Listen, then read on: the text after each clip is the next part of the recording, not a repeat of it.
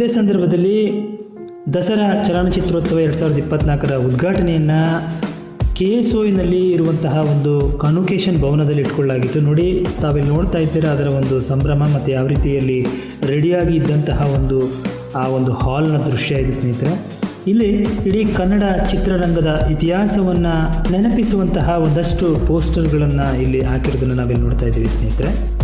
ಇಲ್ಲಿ ನೀವು ನೋಡ್ತಾ ಇದ್ದೀರಾ 30ಕ್ಕೂ ಹೆಚ್ಚು ಪೋಸ್ಟರ್ಗಳು ಈ ಒಂದು ಕನ್ನಡ ಚಿತ್ರರಂಗದ ಇತಿಹಾಸದ ಪ್ರಮುಖ ನಿರ್ಮಾಪಕರು ಮತ್ತು ಆ ಒಂದು ನಾಯಕರು, ನಾಯಕಿಯರು, ಅಂದರೆ ಚಿತ್ರರಂಗ ಬೆಳೆದು ಬಂದಂಥ ಹಾದಿಯನ್ನು ಇಲ್ಲಿ ಹೇಳುವಂತಹ ಪೋಸ್ಟರ್ಗಳನ್ನು ನಾವಿಲ್ಲಿ ಹೊರಭಾಗದಲ್ಲಿ ನೋಡ್ತಾ ಇದ್ದೀವಿ ಸ್ನೇಹಿತರೆ.